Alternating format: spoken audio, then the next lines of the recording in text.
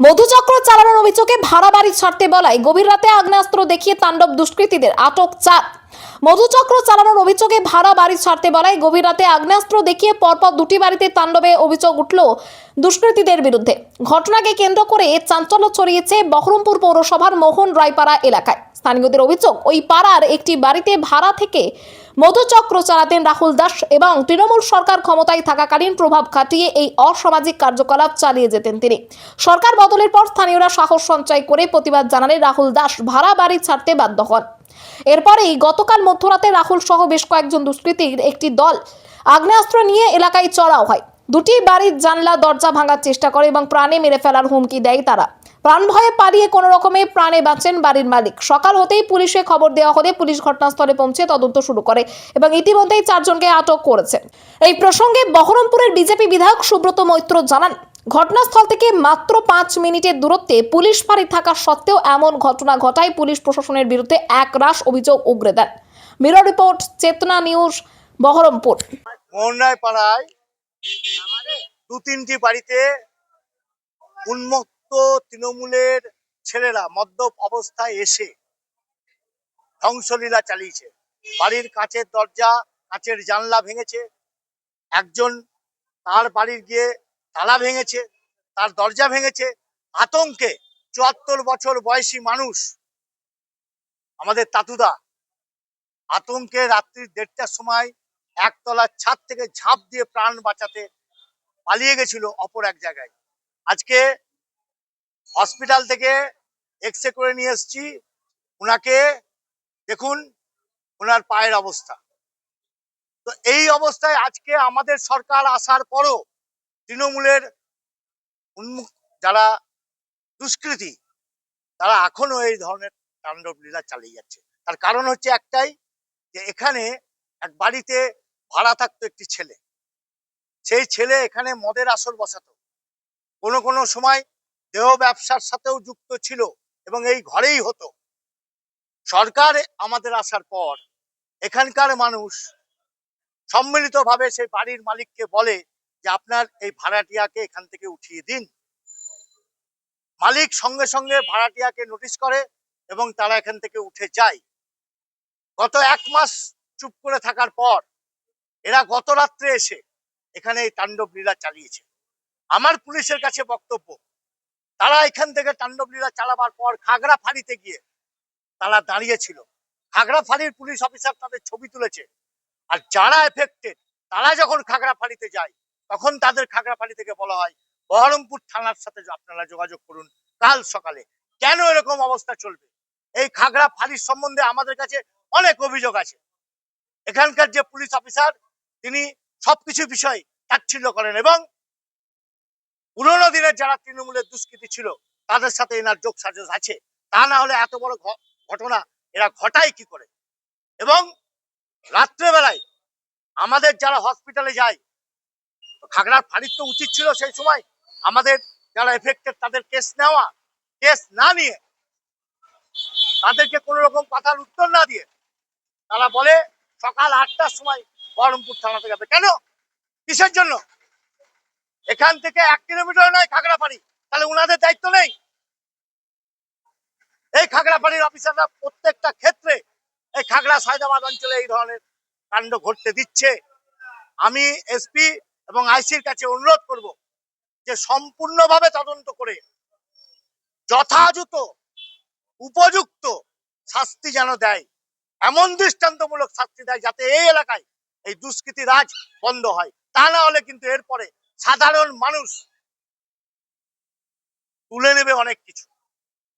কাল রাত্রে আমার বাড়িটা ভাঙচুর করেছে।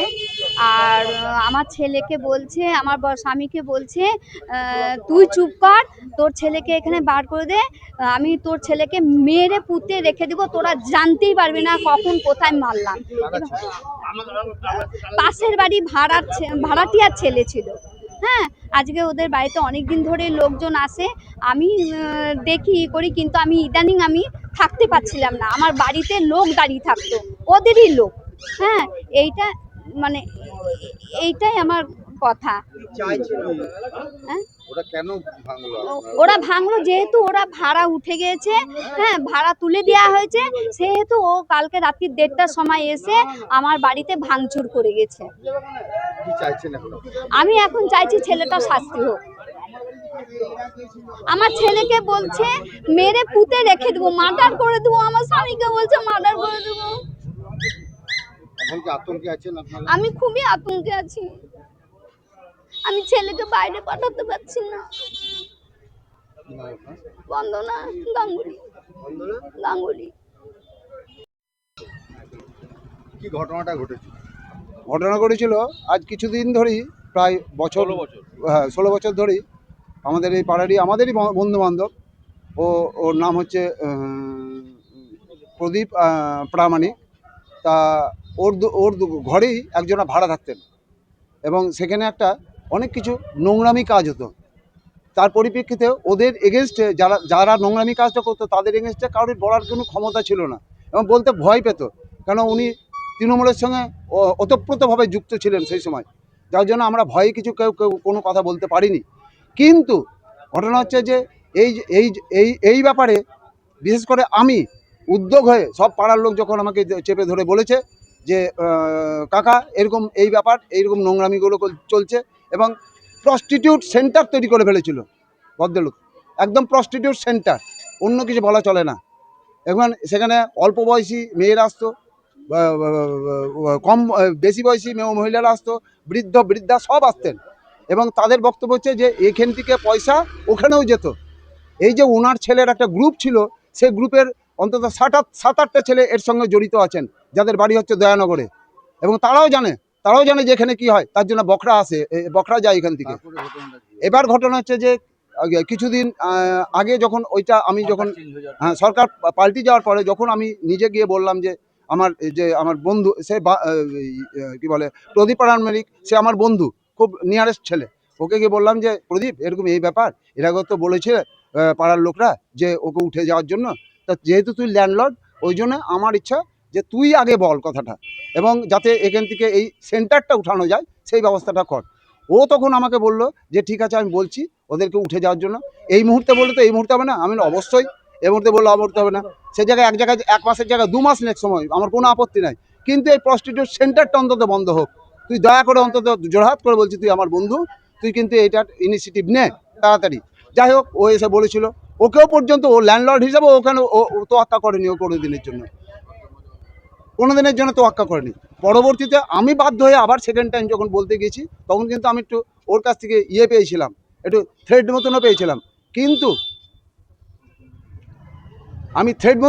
কিন্তু গতকাল রাতে কি ঘটনা হ্যাঁ, ঘটেছিল? এবার গতকাল রাতে হঠাৎ রাত্রি 1:30টার সময় আমার মেয়ে হঠাৎ ডাকছে, বলছে বাবা একজনের লোক কিন্তু ওই বাঁশ টাস নিয়ে এসে আমাদের দরজা দেয়ালে টেয়ালে সব বাড়ি মারছে আর তোমাকে গাল দিচ্ছে।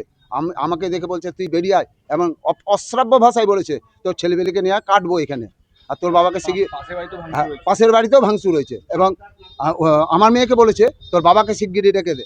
আমি যখন দেখলাম যে মেয়ে ওখানে যদি কিছু মেরে টেরে দেয়, যার জন্য আমি উঠে কেবলই আমি দরজা খুলেছি, তখন আমাকে অশ্রাব্য ভাষায় আমাকে গালাগাল দিল। আমি দেখলাম যে ওর হাতে রিভলভার, এবং রিভলভার যখন দেখেছি তখন আমি আর ওর সামনে আর দাঁড়াইনি, আমি সোজা ছাদে উঠে চলে গেছি। ছাদ থেকে আমি লাফ মেরে আমার পায়ের ক্ষতি হয়েছে, পায়ের গোড়ালির ক্ষতি হয়েছে, হাতের ক্ষতি হয়েছে, এবং আমি দুশ্চিন্তায় ছিলাম সারা রাত, আমি জঙ্গলের মধ্যে ছিলাম সারা রাত। পুলিশকে কমপ্লেন করার পর পুলিশ এসেছিলেন, পুলিশ এসে আমাদের সঙ্গে ওখান থেকে রিপোর্ট সব নিয়ে গেলেন, কিন্তু কিছুক্ষণ পর আমাকে যখন হাসপাতালে নিয়ে গিয়ে অ্যাডমিট করাতে নিয়ে যাওয়া হচ্ছে, তখন দেখছি পুলিশের থানার কাছে ওদের টোটাল টিমটা ওখানে দাঁড়িয়ে আছে। আমি দেখে তাজ্জব হয়ে গেলাম। তখন এদের আমার যার সহসঙ্গী ছিল হাসপাতাল যাওয়ার জন্য, তাদেরকে বললো তুমি ইমিডিয়েট চলো, দিয়ে আমরা আগে এফআইআর করবো।